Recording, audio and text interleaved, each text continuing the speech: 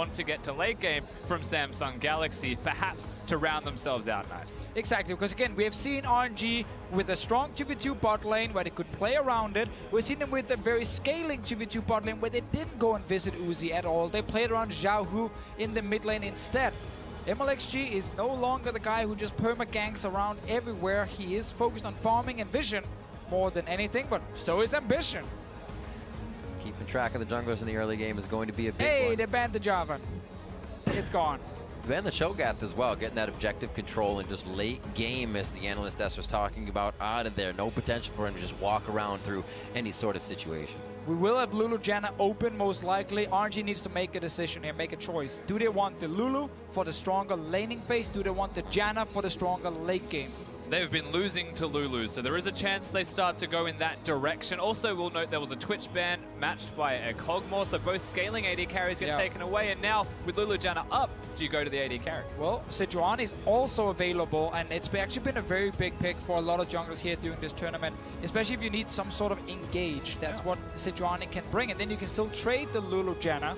They will go Tristana here, value that above it with all these AD carry bans. The Sejuani you were talking about is actually something that was taken away in one of their games. RNG did not want to play against that, You destroyed him, honestly, in the early to mid game.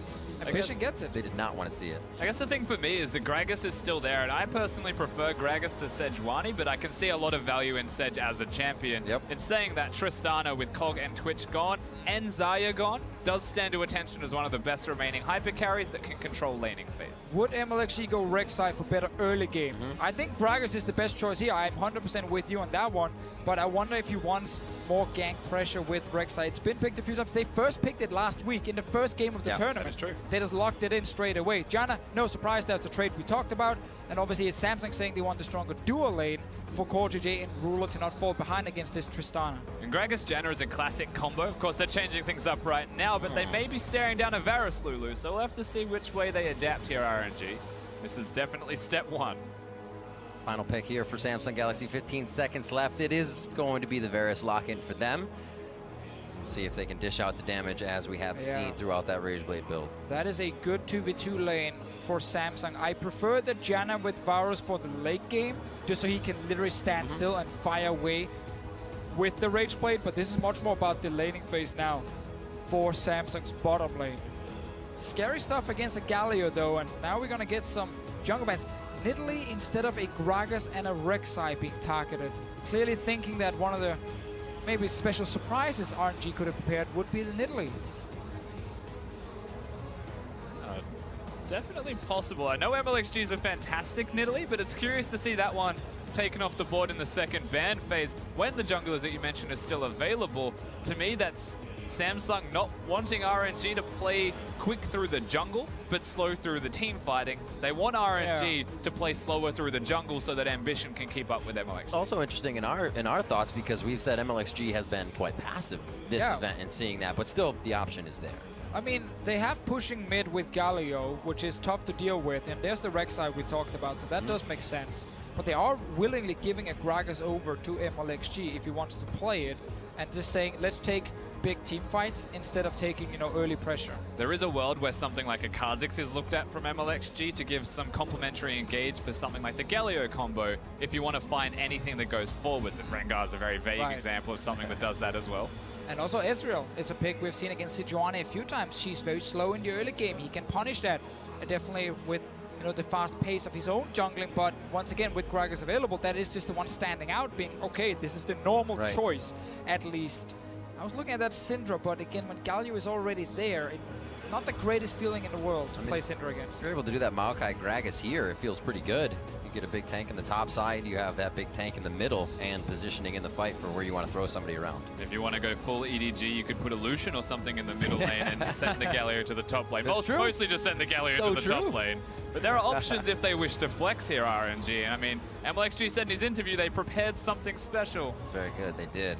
We're still waiting to see what that is. It could have been Ben. 28 seconds left. They have some time. No, it is locked in.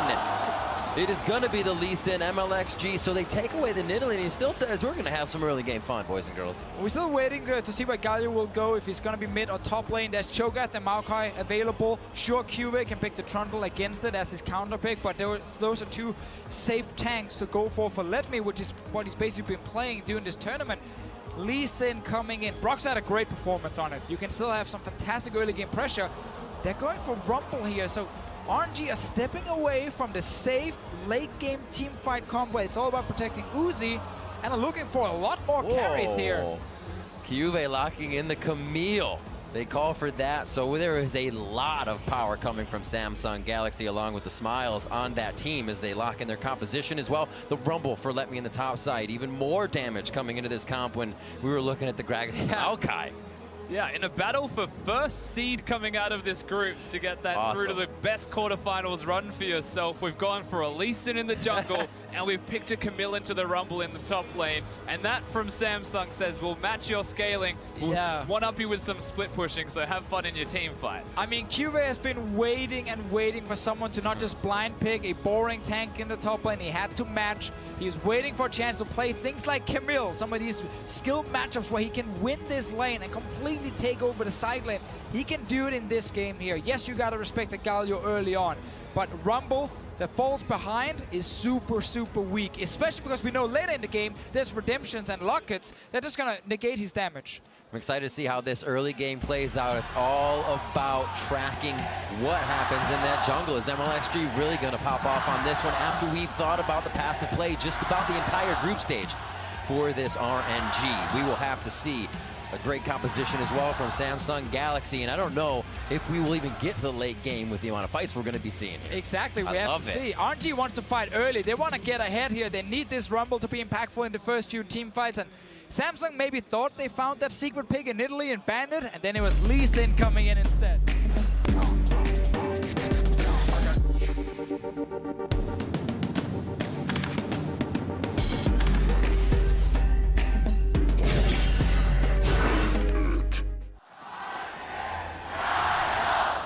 And we are on to the Rift. MLXG knew that they were listening. He said, yeah, we'll interview and tell you we have something special. Try to figure it out. Of course, this should be the loudest the crowd has ever been here in Wuhan for RNG, trying to get that victory up against the Korean powerhouse, who has had a very good week 2 performance. But we've gone for offense versus defense, and RNG are going to kick it off with some early invades, proving that it is about offense. Also to note, this match was the previous fastest of the group, 27-34 for these teams back and forth, and that was RNG's win. And it really feels like Samsung said, okay, last time we fell behind early, they just engaged on us, we got stumped. Pick much stronger early on. So Syndra's in the mid lane, bot lane you have the Lulavaros, super strong 2v2 lane, trying not to fall behind. But now again with the Galio in the mid lane, it does make it hard for Crown to have a lot of impact, at least in the 1v1. And this Galio, if played correctly, can impact the side lane so much. Yeah, back and forth. Not just the side lanes, though. That's the place that we're going to have to look at here. It's actually towards the jungle, perhaps, at level 6 as well. Lee Sin can be the aggressor. Lee Sin can go forwards and make those big plays, especially when he hits 6. I mean, we will most likely see them try and gank mid, force the cleanse from Crown, and then return to that mid lane. It's so easy with the taunt from a Galio to get in range and just lock the Syndra down, and then, of course, Lee Sin will come in and finish the job.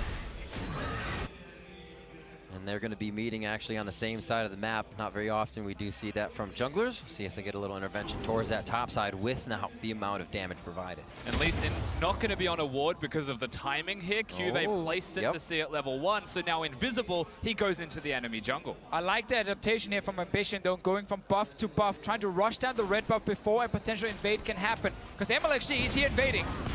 Looks like he's going to get the first hit in, wants to ensure he gets it. Red buff does go over to Ambition, so if he gets out, he has his buffs. And MLXG is going to make sure he just doesn't have the HP to return, really. And that's where the experience kicks in. You change your jungle pathing. You don't just go for a full clear or anything. No. He could easily have gone like glue into Grump.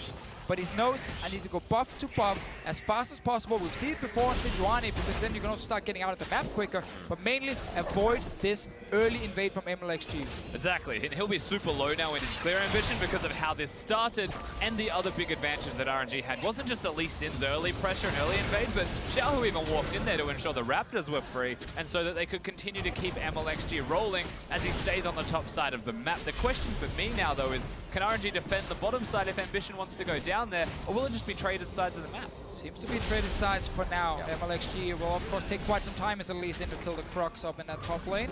Meanwhile, in the 2v2 or in the 1v1 lane between Ledme and Cuvee, Camille in the early game are okay getting pushed in by Rumble. Rumble's early laning phase super strong. But it is once you start getting towards that Trinity Force on a Camille, you can all in the Rumble so easily. He can't really defend himself. All he can do back to you is just try and deal more damage than you're dealing to him. Is that even lane you want to bring your jungler presence to, or just let Cuvee have a field day? It is a place you could absolutely bring your jungler presence to, for sure. Let me, though, I guess on the flip side, if you want to bring jungle presence up there, you'd almost want item spike timings from Cuvee to make that successful, or to not have MLXG nearby, which comes from the vision in the first place. And that's the thing that we're going to have to highlight here in this top lane is Trinity Force, big spike. Camille happy being pushed in. Lemmy can just get a haunting, guys. Exactly. And then suddenly he is stronger, where it's 3,700 gold to get a Trinity Force. And one of the reasons a lot of teams don't want to play Rumble now is because they know that once they get 1 or 2 items on Rumble, that's where they gotta fight. That's where they gotta win the game. If you go later and later, there's more defensive options on the other side, and the Rumble kind of loses its value. So it's a bit of a snowball pick right now, where in the past, before all these big things happened like Redemption and these big shields that skills with bonus HP from Locket, well, before that you can play Rumble at any stage in the game and he will be fine. But struggles in the late game at the moment. Wumber, Ambition knows that Xiaohu is there, but it couldn't be Crown's move first. Flashes over the wall. Here comes Uzi looking to pick up first blood. Attack on Ambition. They are collapsing very hard with the thought that they can get out. Ambition lives with a sliver of health, and RNG has committed so much. He's able to survive, albeit barely, and RNG with all of the flashes forwards. Just go down the left of the screen. That's 3 of them completely gone. They don't get the kill at all. They invested so much right there. Let's see, Janna flash, we have Tristana flash, we have Lee Sin flash, all used, and Ambition crawling towards that blast cone, just gets there in the very end and gets out alive. That is a huge play for Samsung. And RNG totally could have hit that blast plan if they were trying to coordinate, but I think they were just too afraid of Ambition being in the wrong place and saving him opposed to killing him. They don't take the risk. You don't want to be that guy who hits it and it's the wrong side and you knock him away to safety. Oh man, you're 100% correct. They could have done it. Oh, that was a big one. Easier said than done now that we can see it from the top side of the play. They were thinking of first blood for Uzi. This would be the greatest thing in the world. Just one more shot, just one more shot. Instead of kind of setting that play up a little bit more for themselves. Now we do have to keep track if Samsung Galaxy comes back, works on any of those flashes, continues to harass MLXG in his jungle. We'll have to see. That all started from Ambition being a little too deep, and he was able to get out. Right there, could have hit the blast cone instantly, but no one is doing it, and he gets onto it, and he stays alive. Hell picks for the save. Thank you so much from Core JJ, says Ambition. And he gets out chugging that potion as well. Now, back to the bot lane, trading here, 43 to 49. Doran's blade to Doran's shield as they look to continue just farming it out. Remember, the summoners for Ruler are there. The barrier and flash. You know, amusingly, Doran's blade might have even been the difference between getting the kill or not when you put it into perspective. Honestly. But Uzi's choosing to go for shield. He's choosing to survive through his early laning phase, but he's doing that as a Tristana, even though he's got a Janna protecting him as well. Very consciously aware that they will lose the 2v2 if they try and fight. He's respecting the poke coming in, obviously, from Varus with a few hits, and then the same for Lulu. It's never like pure all-ins pre-6 from Varus Lulu lane, just always small traits where the Doran shield will kick in and have a ton of value.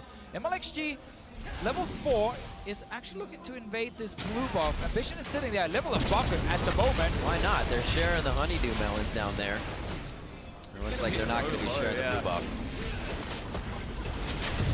There we go. The problem for Samsung is they need to respect Galio ulti. Crown was coming from base, so they could actually not contest it despite MLXG being a level down. Have to try and smite it away, but didn't happen.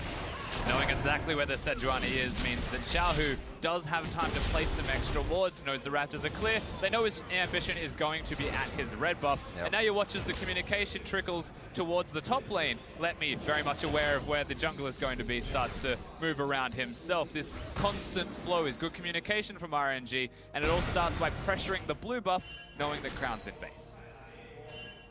Seeing that Camille stat coming out of Cuvée, ready to bring the power to this game, and it's going to be even scarier kind of if he's left alone up there to his own divide. Xiaohu slowly roaming down, and without vision of that mid lane, Samsung feels like they don't have enough to stay on the bot turret. And we've seen this Syndra pick here against Struggle, against Galio. We've seen it so many times. When you blind pick Syndra, Galio comes in return. But this one was a Galio blind pick, answered by Crown with Syndra. And it's hard because you're going to get pushed in this lane, or at least the lane will like evenly push against each other, but you can't kill the Galio. He forces you back, and then you have to give him the wave, and he gets to move first, like we saw before. Samsung now looking towards the opposite side of the map, knowing they can't really deal with bottom lane, just evacuating the premises. Ambition and Crown are unlocked, but Let Me has been playing so passively and safe for like 2 minutes now. He is just so afraid of what Samsung want to do towards him. They're looking towards bottom again. MLXG is 6. Ambition is on the way from base, but a TP coming. He hits the Q onto Ruler. Slowly in, nice wild growth, stops a bit of the damage. MLXG under the turret gets one save, but it's going to be the return kill. They're trying to keep going on to Ruler. They're trying to get control of the lane. If they lose MLXG and more, completely not worth. They have traded one for Ruler, and now they will try for more. Looking at Ming very low. Uzi gets the ultimate, but it's not going to be enough. He starts to fire back. Knows he has the Gromp damage, and here comes the burn from Let Me. Crown gets himself into a bad spot. Has to flash out. Ming does finally fall. He was so low the entire time, and Samsung wanted it. That was a 2-for-1 here. Samsung read the play. They know that RNG's win condition is trying to get this bot lane tower down, get Uzi ahead, because up in top lane, Let Me is struggling. He can't do a whole lot in the 1v1. Ambition was on the way, and Ruler kind of just took the free kill when they dove onto him. Yeah, a very hard time trying to kill Ruler at all, and it was well executed by Samsung on the flip side. Cuvée has teleport, chooses not to use. Actually, it was just on cooldown before this. But MLXG probably shouldn't take this Q. He should look towards a Warthog of some kind. Ruler's 6, Core JJ has W, and yes, it gets Xiaohu into the fray in the correct position, but he's killing himself and kicks Ruler away. Yeah, exactly. And he could have waited for Let Me to join a little bit longer. There was no Rumble ulti available either, so going for the play without all the cooldowns available was risky. And of course, with Samsung reacting well here, Ambition coming down and Crown moving in, they get a 2-for-1 trade to keep the tower alive, and Cuvée gets a ton of damage on the top lane tower. Another replay. Oh, I'm guessing we missed something while we were... It's the farming of Core JJ. Look at that. It's so good. Former 80 carry last hitting. Wait a minute. That was great. There's another one. He's pretty good. All right. I like it. Nothing is actually happening live just yet. All right. Nothing to worry about. I'm really confused. That was... We're back, baby. We are back, and they are back to the mid lane here. Teleport is just about to be up for Xiaohu, so if they need to go somewhere to help this bot lane once again, they got the pressure on the turret that could take it down. A slight rotation from both MLXG towards that area, but they're hovering. And right now we have Ardent Sensor already and Core JJ after that little fight where the Lulu picked up a kill and an assist. On your screen right now, you see the goal graph from week 1 when these two teams played each other. Fairly even during the first 10 to 20 minutes, and then a massive spike in favor of RNG. Big engage in the mid lane, led into 2 fights in a row, and then the game was done. Yeah, I've seen a very interesting dynamic from RNG at this tournament where they want to be going forwards, but they're picking their moments a bit more cautiously, and it does seem to revolve very heavily around item spike timings. And as an example, at this point in the game, they are not at any position to fight. They don't have an ardent sensor compared to their opponent, so they won't choose to fight at a moment like this. However, once they complete it, they may start looking aggressively. They lost a lot on that little trade before because, again, Cuvée is just left alone. We talked about the Trinity Force already getting the Sheen is a big spike with the extra damage coming from his Q. MLXG's top man trying to help him. Meanwhile, Samsung are fighting the mid. Well, they know they have the jungler there, and it is MLXG trying to say, pick that fight top lane, get him to dive in so we have the ground control on him. And Let Me Tries to see if anybody's there for the counter. MLXG moves in. It makes you wonder if he's ganking or if he's counter-ganking as well, but he's finally seen his opportunity. And it looks like he's going to try to seize this, assuming Cuvée will fight him. But this is what happens on the opposite side. Exactly. Cuvé's a smart player. He knows his jungler is in the bottom lane, so he has no backup available. There's also Galio in the game, so right now, the Camille needs to just be passive. RNG's decision to go top here was not the correct one. You need to find a way to try and protect this bottom side, otherwise you're going to lose a tower, probably the first Drake as well. And Cuvée was never going to play aggressive top when he knows his entire team is on the bottom side. See what they can continue to do. 2-1 here. Just about 500 gold lead, 13 minutes in. Both of these teams obviously 4-1 coming out of the group stage. Samsung Galaxy looking to get the lead in the beginning. It did not happen for them in game 1 when RNG took the win. Remember, that game was just 27 minutes long, which means it ends in 14 minutes. I don't think we're going to have that this game. Fairly unlikely given the state of the game at the moment. If Samsung are ever in a winning position, they're a bit more methodical with how they play this one out. A good opportunity here, however, for Samsung to try and make some plays around the Drake, given they just gave the blue buff over to Crown if they want. But given the jungle spawn timings, they seem to be on the opposite side of things. Yep. 2 nice pink wards pushed forward. You can see MLXG just placed one and cleared. They also have Tribrush locked down. So with that bottom pressure, Let Me gets a little aggression, but this could kind of fan out into something big. And RNG now can play around bot lane without tower diving Samsung. They just need to kill this tower. Uzi needs a few seconds near it. Have MLXG on the bottom side, have the Galio move slightly down the river so he can always ulti, and then it should be enough pressure that allows RNG to take the first tower of the game. It might just be that brute force. They already saw him coming through the Krug ward. Mid lane is pushed up, so Xiaohu has a chance to make his presence known in this bot lane if they do require it. Crown is just coming back in a lane, so they may be able to mismatch that very well in favor of RNG. It feels like they need the Galio down here to try and make any play, and we're at a point, obviously the ward has spotted MLXG, but Sejuani was also on the way down, so the Spidey sensors were well and truly there for the Samsung roster. This Lee Sin, 0-1 and 1 scoreline. Not the most impactful champion right now for what usually has a decent early game. MLXG 1-2 in his Worlds play on that Lee Sin, so he's trying to up that record just a little bit. Connects the Sonic Wave, resonating strike, and that resonates with RNG for another kill. Xiaohu starts to get a little bigger. Last time they used all the flashes and didn't kill Ambition. This time around only had to use MLXG's flash and they get the kill as well. Jungler is down now. Can they use it to secure the bot lane tower? Once again, it requires MLXG to be around the bot lane and the Galio to be in position to ulti. That's what they're doing on the minimap at least, while Let Me is just trying to stay alive in top. Yeah, no flash, no kick for the Lee Sin means that Xiaohu is even more important, and so it looks like RNG may take the easy option, which is the Cloud Drake available for free.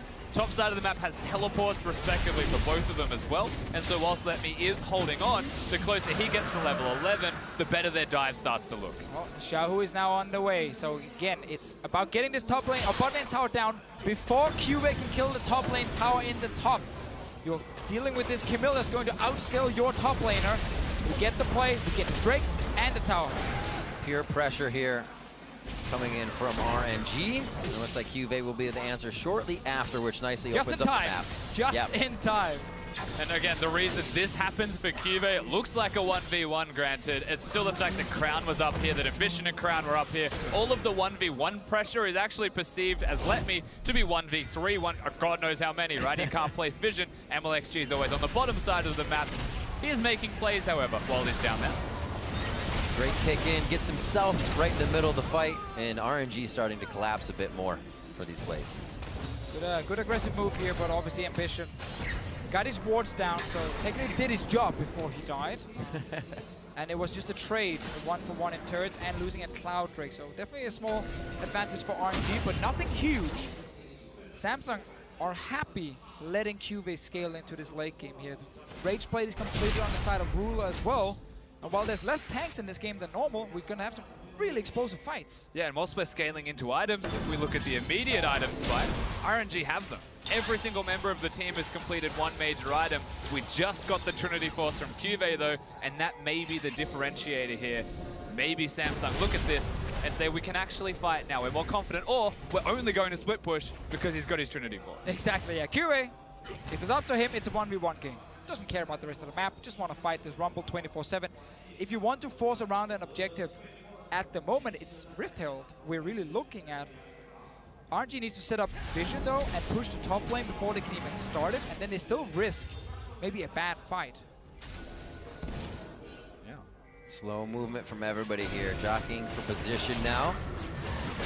Rift Herald could be something to fight over to open up that next turret, but really it's just the jockey for position if anybody is willing to go for it at this point. Nobody wants to commit. Yeah, and also Uzi's not going to win the 2v2 against the Rage Blade on the Varus. Yeah. I feel like 3 games in a row we've seen this now, where you get Rage Blade versus 24s, the Rage Blade 1 wins out. You can see RNG's thought process here and trying to force this fight around the Rift Herald. He knows. And I want to see if there was a reaction there to a Sonic Wave hitting. May try to do a bit of damage to it. Teleports up for both of the bot laners, but Cube does have Let Me pushed in at the moment. All right, we get the force here. Let Me is sitting very far back in his lane, so he can't TP away without getting stunned. But Cube is using his window after pushing the bot lane to move up, realizing maybe he won't make it in time. And RNG here, because they have all these items complete, as you highlighted, Rusty, secure the Rift Herald. Oh, yeah, there we go. Quick movement, quick kick. Chain of Corruption brings it over for a stun. Only Uzi gets locked up, but he'd already buffered the jump. No jump forward for Cuvée as they get themselves to safety. They use a lot to get themselves out alive. Yeah. Xiaohu doesn't ult because he knew Crown would cancel it as well, so he flashes over the wall. Big flash, they get out safely. They'll be happy with that because it looks like Samsung don't have a trade available. Yeah, gotta criticize that play from Samsung. Way too late they're reacting and saying they want to fight this one. They had time, but Rift Herald died while Ruler was clearing the wave in top, and I think then you just don't go for the fight. And the other thing as well is when you just take stock at the end of the fight or the trade, Cuvée teleported, Yeah. Let Me didn't. So whilst he had control of the bottom lane 1v1, he walked up, he still teleported in the end, where the Rumble didn't. Let Me's like, we don't want to fight here, we just take it and leave. What are you doing? I mean, Samsung here, I think, quick panic moment after seeing the Rift Herald die, being like, oh, we need to get something back here, we're losing something, and end up over-forcing a play that cost them a TP that will slow them down now for the next few minutes. I wonder what kind of fight they could draw towards the top side. If MLXG is mid with that damage, also gets Let Me possibly, they could really work something with Xiaohu heading towards the back aggression. Looks like they kind of fold on that for now. It may just be Rift Herald towards mid as we see Uzi coming out of the base. Certainly could be the Rift Herald play. MLXG's the one to look towards as he has picked it up in this case. One other thing, though, that is spawning just there is the Baron. And when you look at the wards on the minimap, it's pretty red, pretty Samsung-oriented. They're doing very well with their vision control, even though the Herald went under the nose of them and RNG pick it up. Now they're established in the area, which means they can start to control that area. I think they're a little taken off. That was kind of a big audacity play from RNG. They said, what? They did that? It's kind of the situation you saw Samsung in for that moment. Now, however, they make their way up to try and protect the Rift Herald used towards the top side as they got mid pushed out. Meanwhile, down the bottom lane, Crown are trying to make sure they can kill a tower and the Rumble so they can trade objectives here. Cuvée going in! Ultimatum onto Let Me. Here comes the damage from Crown. They unleash all the power to take that down, but it's up to Samsung on the top side to protect this second tier. Yeah, Crown just needs to recall and get up here and defend the turret because there's still a Rift Herald pushing in. Meanwhile, Xiaohu is in the mid lane, not in range to ulti just yet, and the wave is dying. Yeah, they didn't down. know where Xiaohu was, though, so it'll disengage now. So far, so good from both teams as far as trades go, because they do have a turret killed down in the bottom lane. Samsung are doing their best to focus on getting Cuvée ahead. RNG, they're looking at Uzi, but they're looking at the whole map, and they want to get these structures down. A few more tactical sweeps to clear the wave. He'll get himself pushed up and then pushed out. See how much money he has to spend. Sitting on 2.5 thousand. Cuvée is going to go get some items. And we're seeing some small moves here, kind of being a little bit off in terms of timing from RNG's side. When you spawn the Rift Herald top, be ready with your Galio so he can actually join either in the bottom lane to defend with the Rumble in a 2v2, or go top lane and join the push in for another turret. But Xiaohu was back in base when that Rift Herald was spawned. That meant that Let Me couldn't actually stay safe in the bot lane, because otherwise Rumble can just ulti the wave bot, and in case they tower dive him, Galio ultis in on him, and you can actually get a turret on top side and try and defend bot. But because Xiaohu was in base when it all happened, Samsung could trade 1-for-1. Mountain Drake picked up by RNG as they have complete objective control on the map this game. It looks like they'll be able to start crushing down a bit more. Goes over to Infernal Drake as well, so they might just have their eyes on that one. The jump in, it's going to be the Uzi initiation. Would we have expected any less as Xiaohu comes in over his shoulder? Now they are pressuring the mid lane outer turret. That's the biggest win of all. Lulu was the person that ulted as Baron's ambition. Good hit. Oh, just out of range of actually locking anybody up. They don't have to use too much to get out of that, and are now looking to possibly turn. Uzi up on the right side, says Xiaohu, get in front, let's get the taunt as MLXG taking a bit of damage towards the bottom side, and RNG controls mid, forcing Samsung out. Hitting those big ultis will be so important in this game with less tanks than normally. It's not this, 20-second long fight of just hitting the front line on both sides. If a Rumble gets hit by that ulti, he might die very quickly. Same thing for a Camille on the other side on Samsung here. So, MLXG! Very low, the last few orbs on the ground. Seal the deal, and Crown comes up with a solo kill. Remember that deep vision Rusty talked about a few minutes ago? Well, Samsung went back in and placed it again, and just found the jungler. They certainly did. They found him at the Wolf camp, and they'll get themselves the easy pick. Well done from Crown. His awareness at the moment of the map has been outstanding. As once again, we're setting up around this middle lane. The mid lane outer turret is what Samsung want. RNG just got it. So the map's slightly more open for RNG in that respect. It unlocks easier movements to something like Baron or Drake. RNG have been missing an easier way to start a fight. They've tried a few times where it's Uzi jumping in or MLXG trying to land a skill shot into a big insect play. But Samsung have been able to kind of disengage most of them, at least. So we're not seeing the same thing we saw in the first week of the group stages, where there was the Jarvan to always force team fights. It's not in this game. Much harder for RNG to do that. Picking up the scuttle as well on the way in. Feeling it. Yeah, that's nice. Always feels good to be able to get that one over on the opponent. QV wasting a bit of time, heads back, still very, very big, and I believe you talk about it a little bit. They haven't really seen QV do damage to anyone other than Let Me. So once he gets into this fight, he may start tearing through a few of these members of RNG. Oh yeah, there's a real world scenario where QV just one-hits Uzi. He's got a Janna to protect him though, so the stars will have to align for Samsung. I think a lot of this comes down to ambitions engage, or Crown getting one of these crazy stuns off that can set everything up. Ruler exists as well as someone that could help with the engage, but for me it's all about ambition. Luckily for Samsung, they can just play passive with the 4 members, with Ruler and Crown Ambition up here, because QV will just constantly perma-push bot lane. It's on RNG to force a play to force QV away from that lane. They have double TPs that they can try and 2v1 gank him, but that's difficult because one of them is a Galio, not really dealing any damage.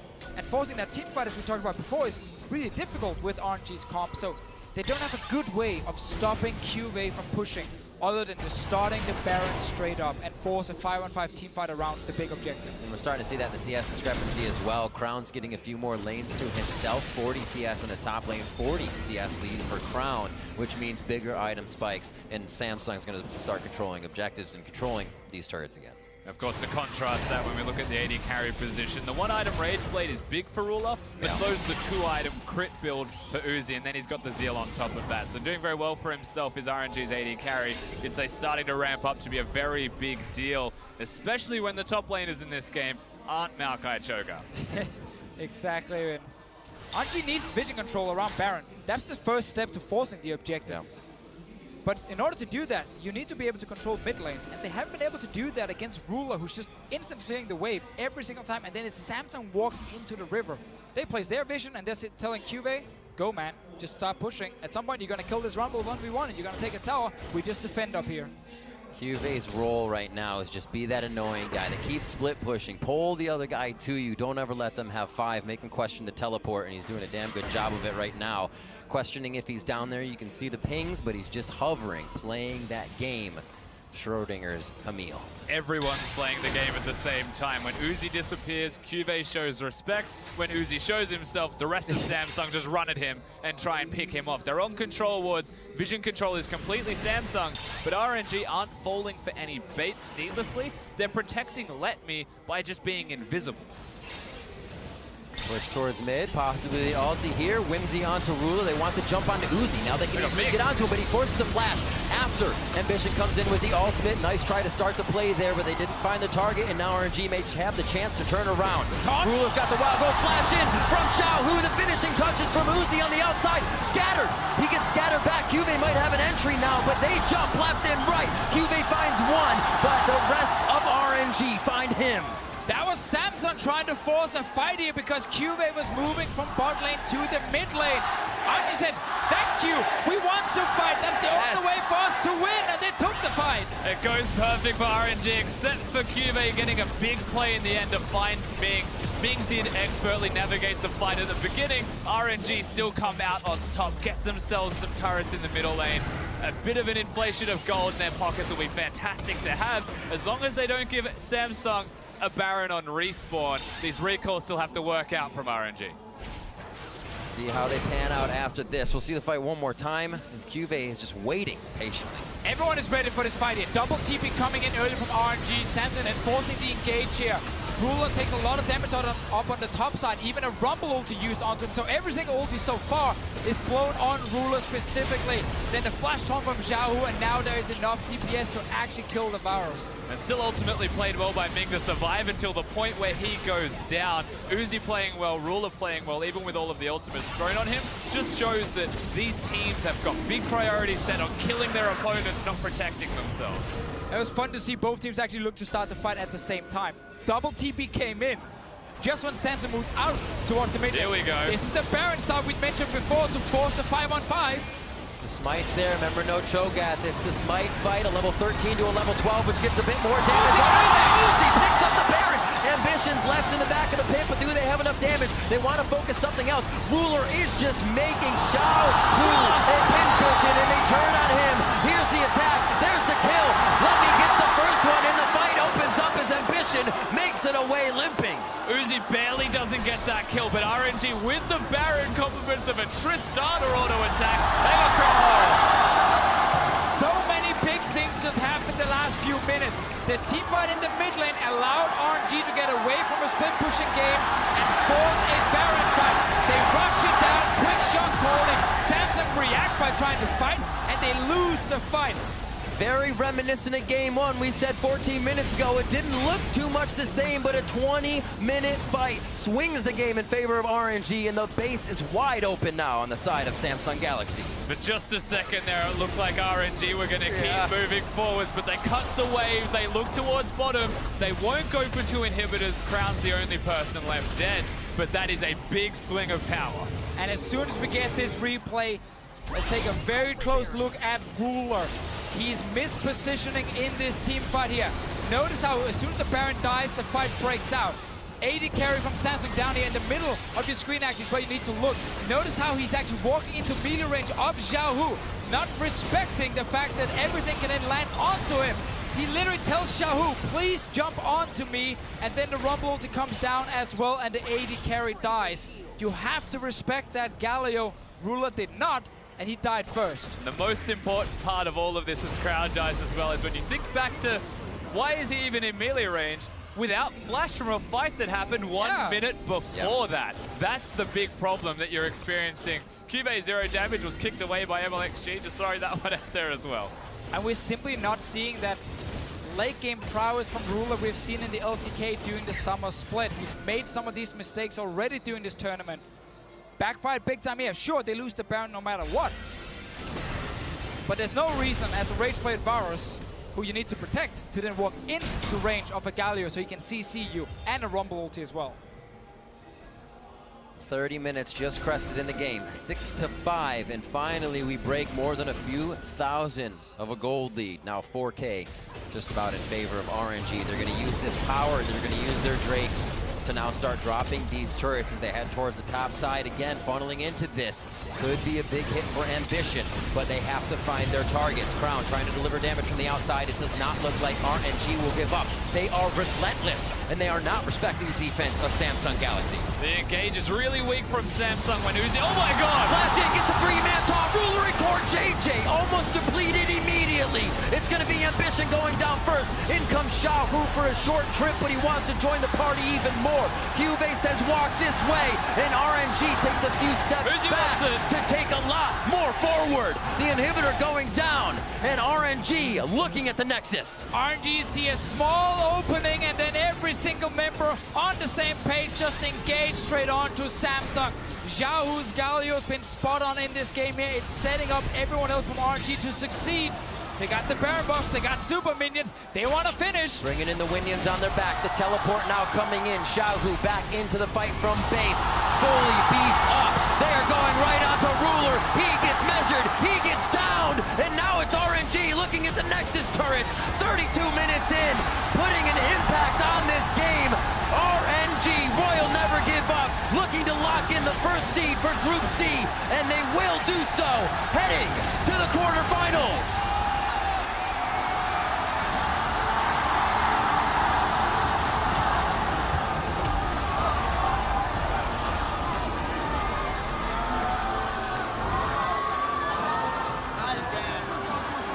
Royal Never Give Up, 5-1 in the group stage. A loss at the beginning of the day, completely brushed off, and they find themselves sitting atop Group C as the first seed. They do it for China, man. They get that first seed for themselves. They accelerate the game. A full Chinese roster representing the LPL at Worlds, and they come out beating a Korean team, not once, but twice. So important to get the first seed. Currently, we have Longshu as the other first seed. Yes. SKT sitting as a heavy favorite to get first seed in their group. This now means RNG will dodge those two teams. Super important for them to try and make it further in the tournament, because they're looking at the final right now. They don't care about just the quarterfinal. They want everything. RNG with some of the fastest games of this group in Group C, as they all went quite long, as we said, and this one just 5 minutes after their first victory over Samsung. And we just have to respect the shot calling on RNG. They were in such a tough spot. They had no Baron control. There was an enemy Camille with 2 items destroying their top laner. They needed a miracle fight in the mid lane to get some control back.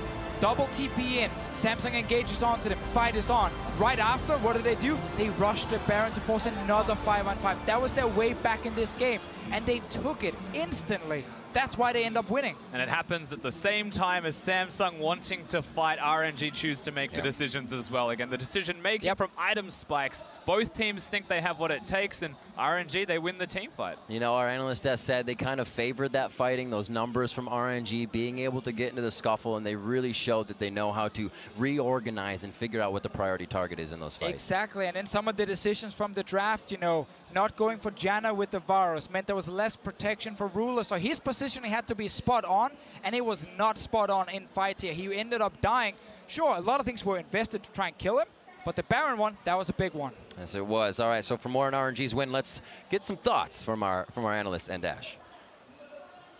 Thank you very much, Riv. An explosive final game between RNG and Samsung Galaxy, but the hometown favorites in RNG, they reign supreme at the end of the day, move to 5-1, and secure that first seed, moving into the knockout stage. More importantly, I can't believe Quickshot was trying to flame you guys after day one for your predictions. What's up with that? Brock saw the light towards the end of the day, made the rare correct flip-flop. Those usually backfire. We all can take credit for this one. All right. It was definitely RNG. It was definitely RNG, and they do it pulling out that Rumble and the Lee Sin, indexing a little bit more towards the early and the mid game, and then, as was mentioned, they found the right fight. We finally got to see the actual RNG. This is how they play almost every single day in the LPL. These slow starts, these big mid-game spikes, that hasn't been RNG. This is the true ingredients that you want to look for. And this is the RNG that I predicted based on. This is the RNG I thought would show up to the tournament. It took a long time to get here, but they went for the Rumble. They ignored the double tank. They looked for the playmaking, and that is the sort of thing. This level of micro skill, this level of aggression, you don't see that pairing in Korea too often. Samsung Galaxy doesn't have to play teams as talented, as gifted as RNG with an aggressive mindset that often. Longshu, certainly. Rox Tigers last year, certainly. But there's few teams that can marry those two things. I thought if they could get them together, RNG would be the team to take down Samsung. And they were, and it makes it so exciting to have a Chinese team now as first seed. But for everyone other than RNG, you do a kind of cower in fear that we will have for the first time since 2015 a Korean second seed to come and face one of these first place finishes. Yeah, it's only the second time a Korean seed hasn't gotten first in the group since we had this format in 2014, and that's not to take away from how close this game was. Like the moment when RNG pulled the trigger on that mid-game fight was the breaking point of the game. Uzi had just completed double Zeal before Samsung had armor, but also Cuvée was going to win every single one-on-one from then until the end of time. You've brought it up, so let's get into it. The fight that broke in favor of RNG and secured them the first seed moving on into the knockout stage, brought to you by Acer Predator. Yeah, and let me just give you the cheat sheet for how to know when an LPL team is going to fight. Check the ADC items. Have they purchased something? Guess what? They're running face first into the meat grinder, and this time around it was into Samsung. And avoiding a fight, I think Samsung would have taken it, but they opted into the fight themselves with the very aggressive teleport. They're just about able to take down Ruler, was caught a little bit too close multiple different times. They could change target, they had priority, and then the Baron. And here's the thing. You called this a mistake, you called this bravado, you call it overconfidence. It's RNG. To me, it's another Friday in the LPL. No Korean team makes that play.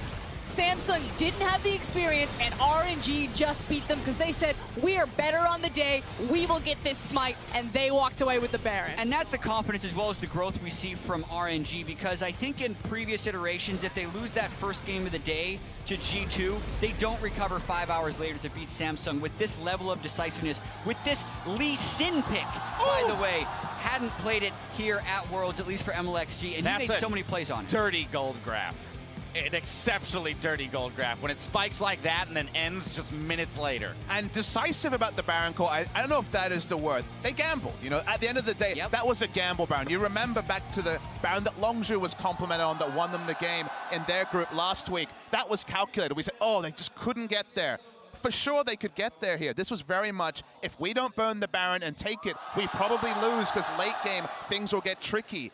They went for the gamble when they needed to. They lose the game if they don't take the risk. And that is what you don't see in Korea. You don't see that level of gambling, but it was controlled. It worked out. Of course, it was all over the place, and it won them the game. And it was the right time to take a 50-50. They never would have had the setup once Camille split push got going. That's the important thing, because sometimes we flame teams for 50-50s. I would still credit RNG for going for that 50-50, even if they didn't get it. I mean, Uzi, the one to secure it, and we'll get to talk to him in just a moment. Royal never give up. Secured that first place in Group C. For more, let's head over to Shocks to hear from Uzi. Thank you very much, guys. I'm joined here by Uzi once again after RNG clinches that first seed, that all-important first seed going into quarterfinals. MLXG promised us something very, very special, but it turned out to be very RNG comp, but a very carry top laner and jungle. Did that in the end make the difference and make you be able to beat Samsung here in the last game? 所以在上场的采访当中的话呢，香哥有提到说，你们为了三星准备了一些比较特殊的一些战略，那是不是说指的是这场比较像是 RNG 的一种套路，然后是一个上野都是比较 carry 的一个输出型的英雄呢？这个也有吧，就是我们会有很多的新东西去展现给大家，这也是我们每个队员什么都会玩，也打得比较好的地方。It's kind of like what we had in mind too, but we'll have like some more new things that we want to show the audience too.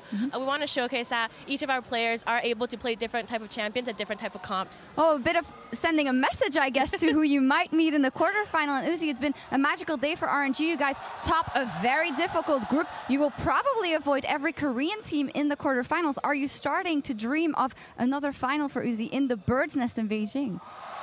所以想问一下，你们今天已经以小组第一的身份出现了，那这说明你们在8强当中的话，很有可能是遇不到另外一支韩国的战队了。那是不是就可以把梦想放的长远点，放在鸟巢了？然后是不是又是一年Uzi 在世界总决赛呢？我在8强没有遇到韩国队也是非常开心的，因为越晚遇到他们，可能赢的几率会更大一点。然后我也相信我们现在的这支队伍能够有进决赛的可能。So if we're avoiding a Korean team in the quarters, I'm very happy about that. And if we can meet a Korean team later on, that means that's a higher chance of us winning. So I really hope that my team does get a chance into going to finals. All right, we'll see if that happens. So the million-dollar question is, if you're not meeting a Korean team, is there any other team that you might be afraid of that you really want to avoid meeting or would really like to beat in the quarterfinals? 那既然我们碰不到了 LCK 的队伍了，在8强当中，那你会另外别的队伍不想碰到谁呢？在8强？我更不想遇到我们的中国队伍。I do not want to face another LPL team. All right, well, maybe you could get a bit of revenge there either way, but still fantastic day, Uzi, and fantastic tournament so far for RNG. Thank you very much, Lexi, once again. And that's the end of the second day of group stage. We're going to head back over to the analyst desk. Thank you, Shocks. Uzi, a player with a storied history here at the World Championship. My question to you guys is this the roster that gives him the best opportunity to take a title?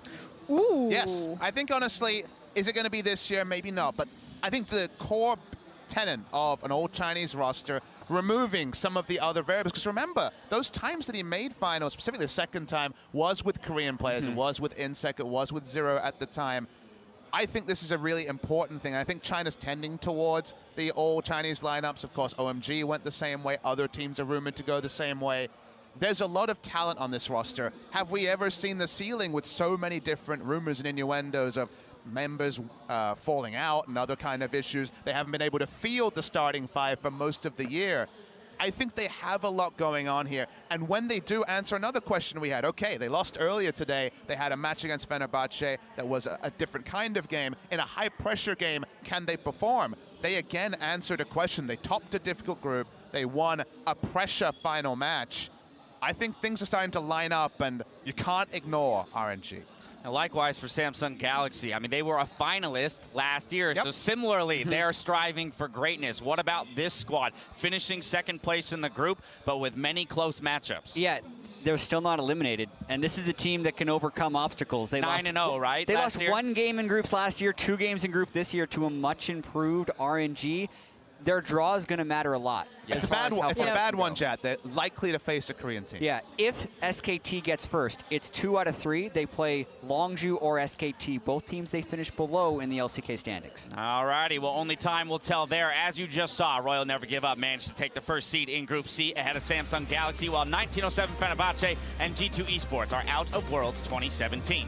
Tomorrow, it's all about Group D, where 3 teams have a 2-1 game record. And so while we came into the week saying, hey, all of the other groups seem a lot more determined and decided, it's Group D, the one with the current 3-way tie, that it's really anything can happen. Well, again, if these last 2 days are any proof of anything, then it very much is. Listen, 0.42% of pick'ems are now correct. I thought something that was funny about yesterday is most NA pick'ems are wrong, and Korean pick'ems were doing the best. Yeah.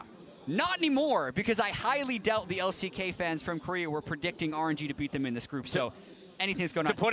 You didn't do a pick them. You can't say that. To put an absolute value on that, that's less than 20,000 pick'ems that are left correct at this point. So very few people are still in the running for that. So if you're still in it, good on you. But it all starts with a clash tomorrow between the Flash Wolves and Misfits Gaming at 12 p.m. local time. That's 9 p.m. Pacific time and 6 a.m. Central European Summer Time. We'll find out who joins Longzhu, Fnatic, Royal Never Give Up, and Samsung Galaxy in the quarterfinals by the end of the day. Yeah, and we got to see Fnatic come back from 0-3. Flash Wolves is the Pool 1 seed in that group, so much can still happen in that group. I don't think any single one of those 2-1 teams should be feeling safe right now about getting out. No, they must win every single game tomorrow, the Flash Wolves, if they want to move on, but they definitely can do it. We've seen it done before. I was told that, confirmed by our statisticians. You gave me that look. Okay.